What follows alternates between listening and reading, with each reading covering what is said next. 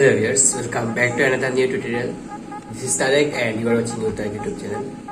So viewers, আজকের এই টিউটোরিয়ালের মধ্যে আমি আপনাদেরকে দেখানোর চেষ্টা করব হচ্ছে কি মূলত কিভাবে আপনারা আপনাদের ওয়ার্ডপ্রেস সাইটের মধ্যে লগইন পপআপটা শো করবেন। আসলে লগইন পপআপটা খুবই একটি জরুরি একটি ফিচার। এটি বেশিরভাগ আপনার এজেন্সি সাইট অথবা ই-কমার্স সাইটগুলোর মধ্যে ইউজ হয়, যে কিছুক্ষণ পরে সাইট ভিজিট করে কিছুক্ষণ পরে লগ ইন করার জন্য একটা পপআপ শো করা হয় এবং কি এটা কাস্টমারদের এঙ্গেজমেন্ট ধরে রাখতে খুবই কাজে লাগে। এটা খুবই ইসেনশিয়াল বলা যায়, একদিক দিয়ে ইসেনশিয়াল একটি ফিচার। সো এই ফিচারটি কিভাবে আপনি আপনার যে কোনো ওয়ার্ডপ্রেস সাইটের মধ্যে এনেবল করবেন অথবা ওয়ার্ডপ্রেস সাইটের মধ্যে দিবেন, সেই বিষয়টা নিয়ে মূলত আজকে আমার টিউটোরিয়াল। আজকে আমি আপনাদেরকে দেখানোর চেষ্টা করবো যে আপনারা এই কাজটি কিভাবে করবেন। So before getting into let's get jump to tutorial. So viewers, আপনারা এখানে ইতিমধ্যে আমার স্ক্রিনটা আপনারা দেখতে পাচ্ছেন। সো আমি এখন যে কোনো একটি ব্রাউজার ওপেন করে নিব এখান থেকে। এই যে দেখতে পাচ্ছেন যে আমি কিন্তু আমার এখানে মজিলা ফায়ারফক্স ব্রাউজারটি ওপেন করে নিয়েছি আমি। আপনারা চাইলে আপনাদের যে কোনো ব্রাউজারই ওপেন করতে পারেন, তাতে কোনো সমস্যা নেই। সো এখন আপনারা এখানে দেখতে পাচ্ছেন যে আমি কিন্তু আমার একটি ডেমো সাইটের মধ্যে অ্যাক্সেস করে আছি।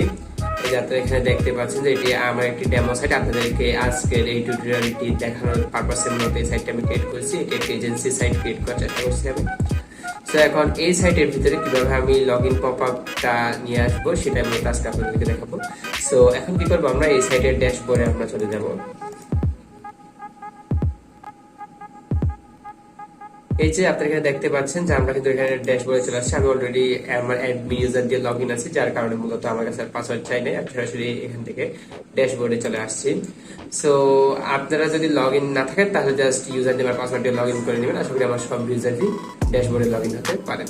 আর তবুও যদি কেউ কোনো প্রবলেম ফেস করেন তাহলে অবশ্যই আমাকে কমেন্ট সেকশনে জানাবেন। আপনাদের সকল প্রবলেমের সলভ দেওয়ার জন্য আমি সবসময় রয়েছি।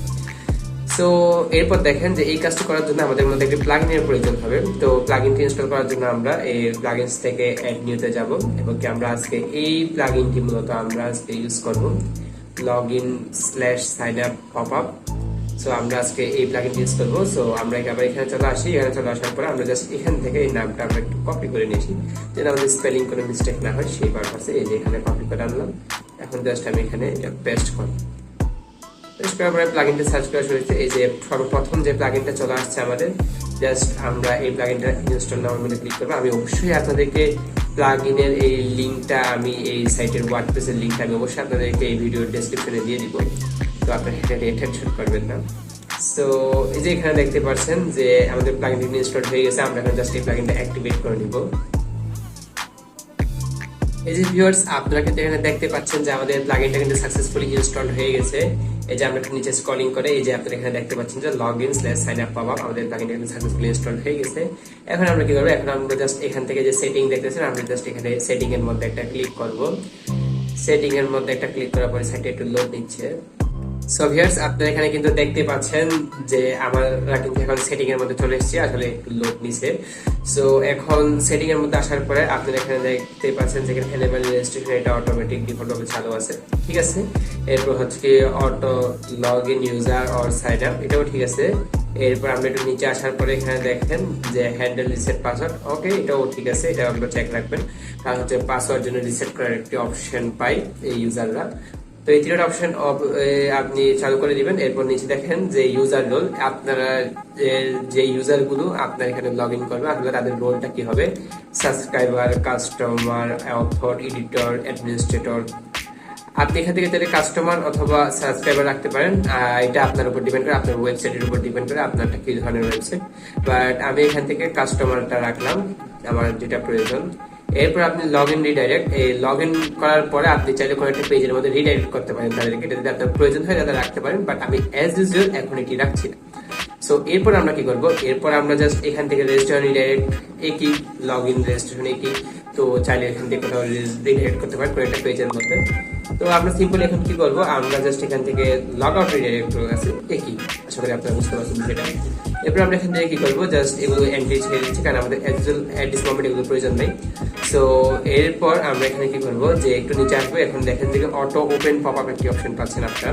সো এই অটো ওপেন পপ আপটার মধ্যে কি করবেন যে এটাই হচ্ছে আমাদের এই ফুল প্লাগইনটার মূল ফিচার, যে অটো ওপেন পপ আপ, মানে পপ আপটা অটো ওপেন হবে এবং এটা কত সেকেন্ডে হবে সবকিছু এখানে আমরা সেট করে দিব। সো এখন আমরা কি করবো যে এখান থেকে আমরা অটো ওপেন পপ আপটা আমরা চালু করে দিব।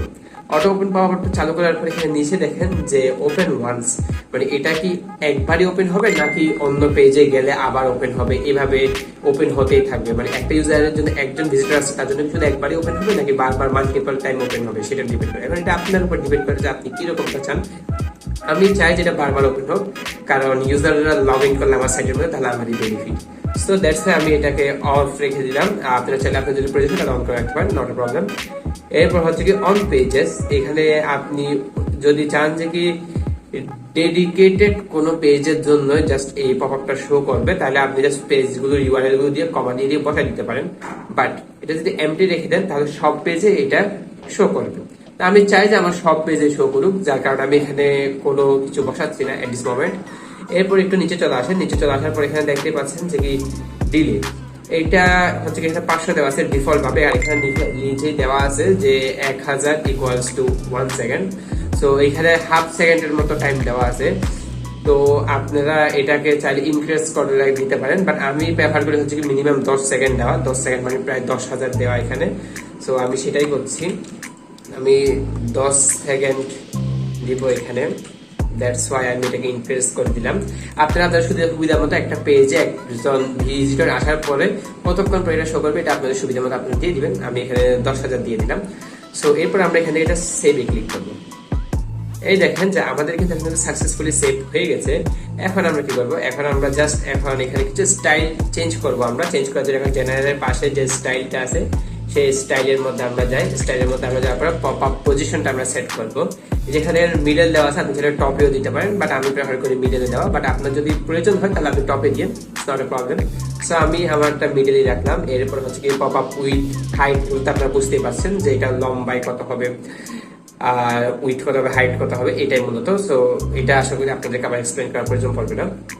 এটা উইথ আর হাইটটা আপনাদের ইউজারের মতো আপনাদের প্রয়োজন মতো আপনারা সেট করে নেবেন। আমি এটা ডিফল্টে রেখে দিলাম। এরপর হচ্ছে কি পপ আপ প্যাডিং আমি এটাও ডিফল্ট রেখে দিলাম, আপনারা সেটা চেঞ্জ করে নিতে পারেন। এবার ব্যাকগ্রাউন্ড কালার হোয়াইট ভালোই আছে। টেক্সট কালারটা হচ্ছে কি আমার ব্ল্যাক। ঠিক আছে, আমি ব্যাকগ্রাউন্ড কালারটা একটু চেঞ্জ করি, যেহেতু আমার সাইডের কালারটা অন্য ধরনের। আমি একটু এই টাইপের কোনো একটা কালার দেওয়ার চেষ্টা করি। ব্যাকগ্রাউন্ড কালারটা এই ধরনের একটা কালার দিয়ে দেখি কেমন লাগে, পরবর্তী চাইলে আমরা চেঞ্জ করে নেব। এবার দেখেন যে সাইড বারে একটা ইমেজ শো করবে, সেই ইমেজটা কোন ধরনের হবে সেটাই মূলত এখানে দিতে বলছে। যে আমরা একটা সিলেক্ট করি ইমেজ এখান থেকে, যেহেতু আমাদের কাছে এট দিস টাইম কোন ইমেজটা আছে দেখি। আচ্ছা, আমরা যে কামিং সুন যে ইমেজটা দেখতেছি আমরা এই ইমেজটাই আজকে বসাই দিই। এই যে এই ইমেজটা আমরা দিয়ে দিলাম এখানে। সেখানে সিলেক্টে গিয়ে আমরা যেখানে ইমেজ দেখাই দিলাম, আপনারা আপনাদের পছন্দ মতো ইমেজটা দেখাই দিবেন। এবং কি সাইড বার পজিশন দিছে, লেফট দিছি, সাইড বার ইমেজ দিছে, মানে সাইডে একটা ইমেজ শো করবে সেটা দিছে। তো আমরা সেটাও সিলেক্ট করে দিলাম। সাইড বার মানে ইমেজটার পজিশন লেফট না রাইট তারা সাইড বার হিসেবে মেনশন করছে। তো ইমেজটা আমি লেফটে রাখতে চাই, আপনারা চাইলে রাইটেও রাখতে পারেন, এস ইউ উইশ। তো এরপর আমরা কি করবো, এখানে সাইড বার উইথটা দিছে যে 40% ওকে 40। সো ঠিক আছে, আমরা এগুলো ডিফল্টে রেখে দিলাম। এরপর ফর্মের কালার এখানে অনেক কিছু মেনশন করছে, তো আমরা এগুলো ডিফল্টে রেখে দিলাম। আপনারা চাইলে কালার এগুলো চেঞ্জ করে নিজের প্রয়োজন মতো কালার নিয়ে নিতে পারেন। আমরা জাস্ট এখানে সেভে ক্লিক করবো। সেভে ক্লিক করার পরই আপনারা এখানে দেখতে পাচ্ছেন যে আমাদের সব সেটিং কিন্তু সাকসেসফুলি সেভ হয়ে গেছে। এখন আমরা কি করবো, এখন আমরা জাস্ট আমাদের ওয়েবসাইটটায় যাবো, দিয়ে আমরা জাস্ট এই লিঙ্কটা একটু কপি করে একটি আমরা প্রাইভেট উইন্ডোতে এটা ওপেন করবো।